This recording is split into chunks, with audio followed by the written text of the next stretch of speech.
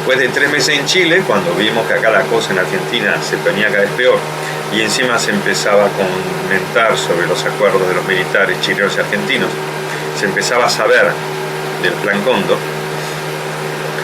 entonces de Chile me mandaron a Israel y ahí ya empezó mi largo exilio.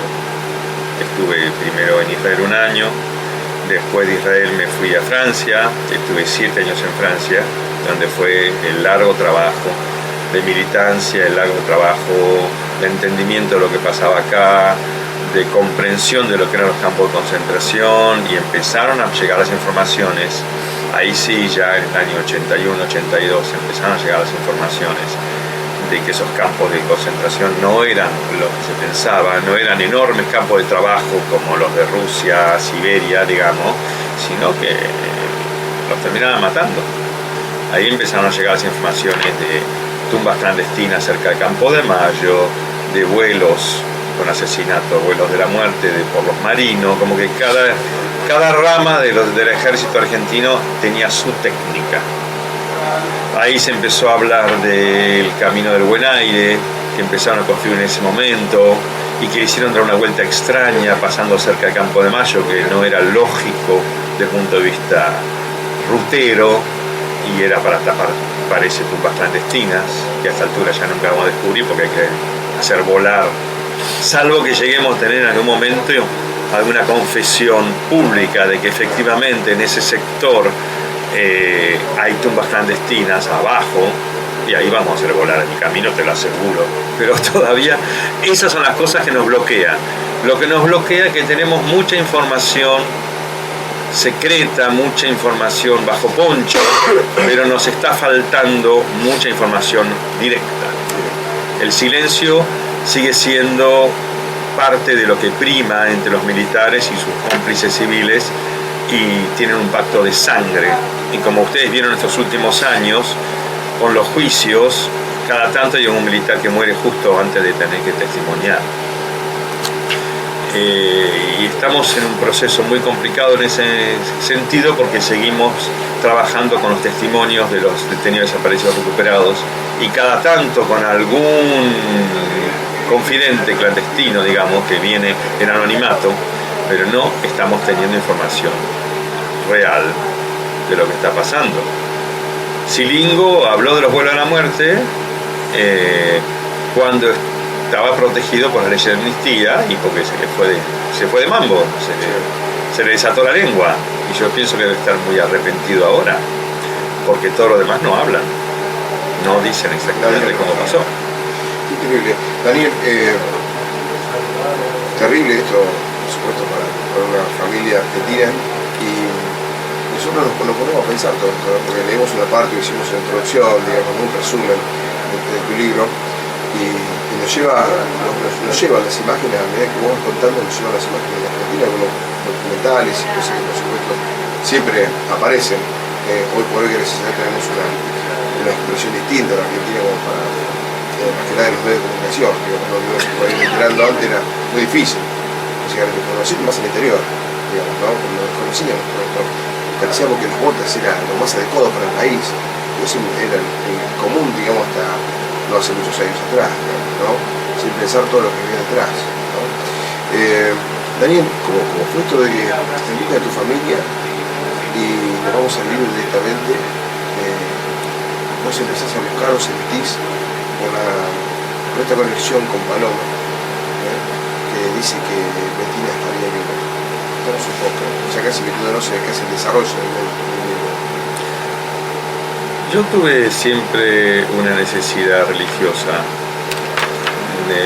Al poco tiempo siempre tuve una vivencia religiosa de la vida, yo, desde chico, una cosa personal.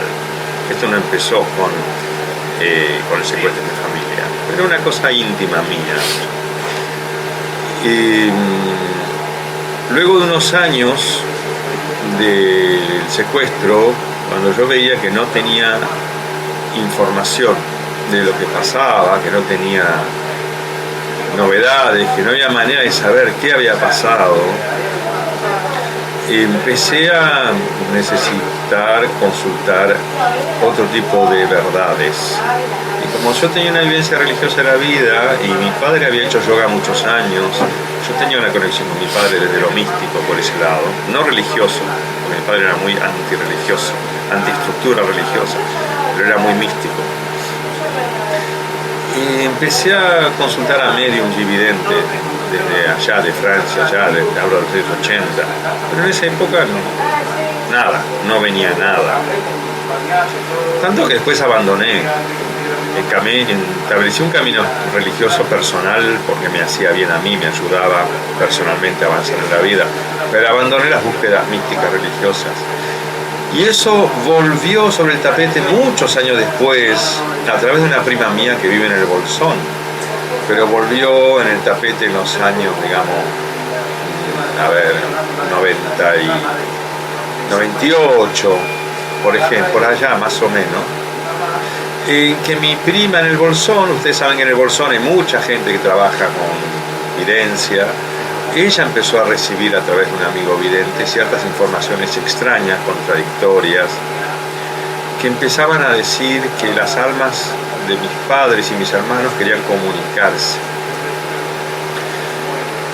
Y ella vivía en el Bolsón, yo vivía en Francia en ese momento, pero ella empezó a hablarme mucho de que había que volver a trabajar, de que había que volver a buscar por ese camino. Y yo tenía mucha resistencia, pero yo le decía, bueno, busca vos, avanzá vos por tu lado, pero yo no tengo ganas de meterme en esa.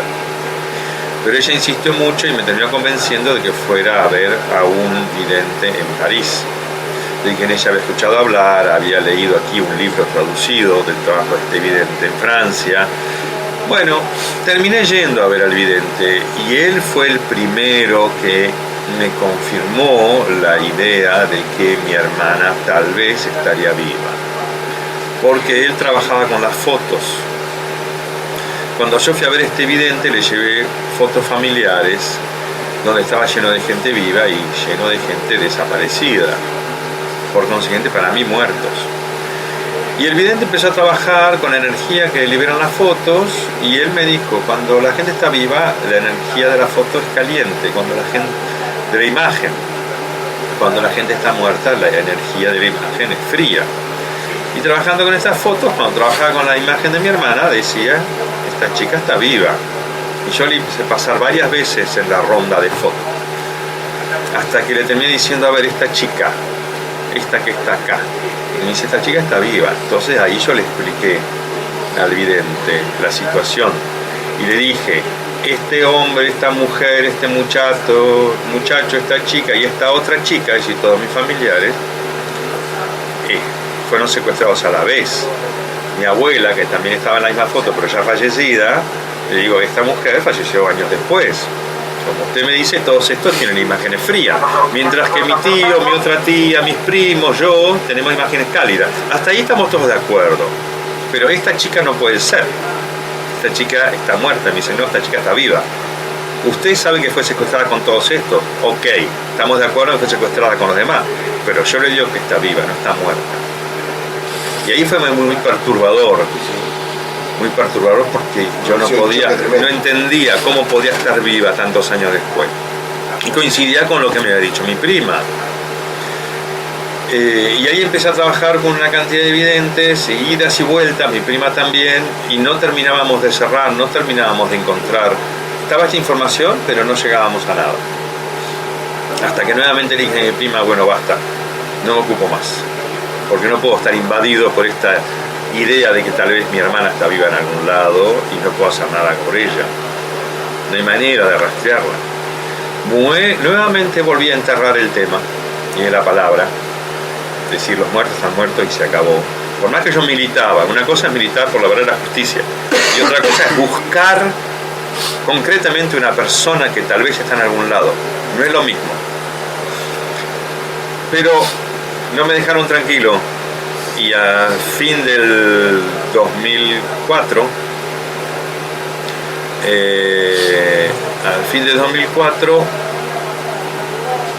volvieron a mí, después que yo había terminado el juicio a Macera, que hice, que también está explicado en el libro, Después que yo había entregado a Abuelas de Plaza de Mayo la donación de lo que Macera había tenido que pagar por el secuestro de mi familia,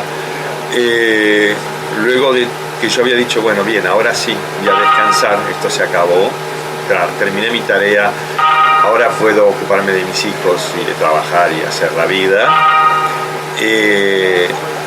Volvieron a mí a través de un amigo que me empezó a hablar, un amigo no de Buenos Aires, sino del interior, que yo en el libro sitúo en San Luis. Este amigo me empezó a hablar y empezó a decir que tenía una compañera de trabajo que él conocía muy bien, pero que era una chica que tenía percepciones extrañas. Y me dice, yo a este muchacho lo había conocido a través de Abuelas de Plaza de Mayo, justamente, porque él era profesor y había estado buscando información. Y así fue que llegó a mí. Y me terminó preguntando si yo creía en esas cosas, y yo le digo, y un poco creo. Ahí, un poco, me cuesta, me gustaría creer, pero me cuesta creer. Y me dijo que esta chica quería comunicarse conmigo porque tenía informaciones en un idioma extraño que ella no entendía.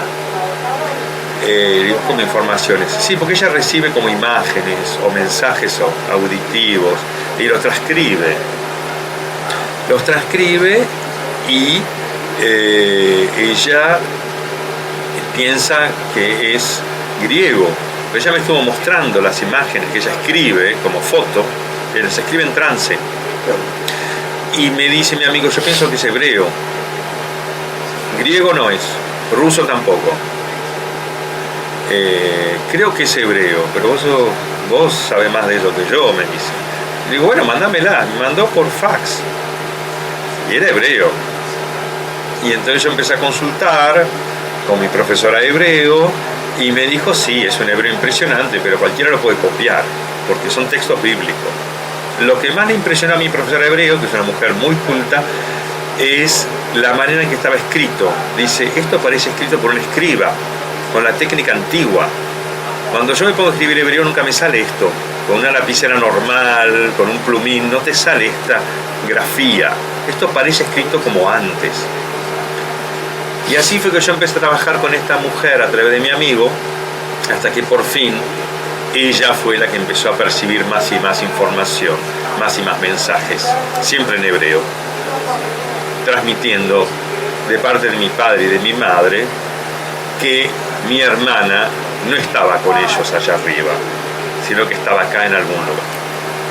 Todo esto pasó durante 2005, 2006, fue todo mucho tiempo de trabajo con ella y de tratar de reconstruir lo que habría sido la vida de mi hermana post secuestro, que habría estado cautiva y habría sido usada como cautiva, y todo eso me llevó por fin, luego de buscarla mucho y no encontrarla. Ahí hay nuevamente situaciones de contradicción.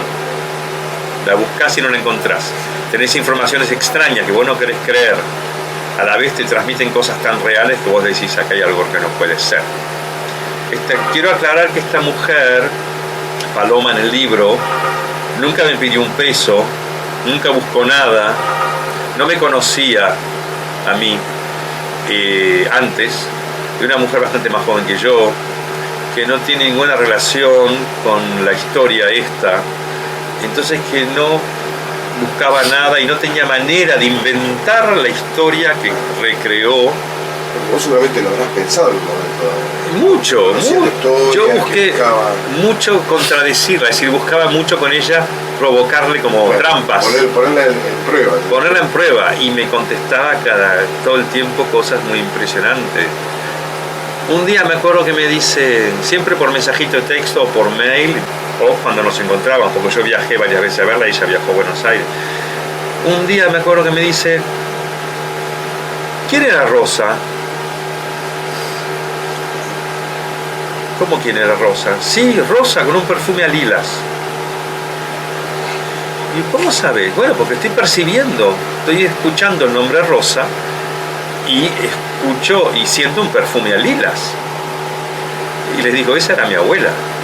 Mi abuela, de donde se llevaron a mi hermana, se llamaba Rosa y siempre tenía un talco con perfume a lilas, toda su vida. Me dice, bueno, estoy percibiendo eso.